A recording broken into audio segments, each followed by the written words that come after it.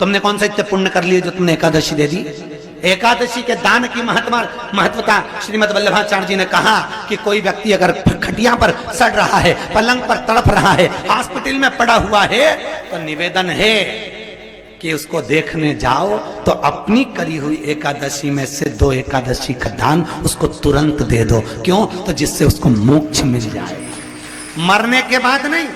क्योंकि मरने के बाद तो वो 10वें के दिन, गरुड़ पुराण में लिखा है 10 दिन तक जीवात्मा घर की अटारी पे रहती है। कितने दिन? 10 दिन। 10 दिन के बाद जीवात्मा चली जाती है। कहां जाती है? उसको जहां जाना है। 3 दिन में उसको भोग भोगना पड़ता है जीवात्मा को। 3 दिन नरक का भोग भोगती है, उसके बाद स्वर्ग का भोग भोगती है। 18 दिन में ये प्रोसेस पूरी हो जाती है। कितने दिन?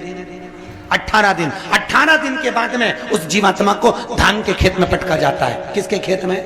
धान के, चावल के खेत में। इसलिए कहते हैं एकादशी के दिन चावल मत खाओ।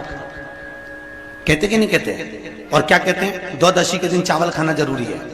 एकादशी का पालना करना है तो द्वादशी को चावल का 1 गिलास खाओ, तब द्वादशी को चावल खाओगे तो एकादशी लगेगी। चावल नहीं खाओगे तो एकादशी नहीं लगेगी। द्वादशी को चावल खाना जरूरी है। क्यों कहते हैं? क्योंकि धान के खेत में जीव को छोड़ा जाता है, उस धान के खेत में, चावल के खेत में जीवात्मा रहती है। उसको चिड़िया खाती है तो चिड़िया के रूप में जन्म लेता है, मनुष्य खाता है तो मनुष्य के रूप में जन्म लेता है। इसलिए एकादशी के दिन चावल नहीं खाया जाता, क्योंकि एकादशी के दिन हम चावल खाएंगे तो जीव हत्या का दोष लग जाएगा। फिर कब खाना है? द्वादशी के दिन। द्वादशी के दिन क्यों खाया जाता है?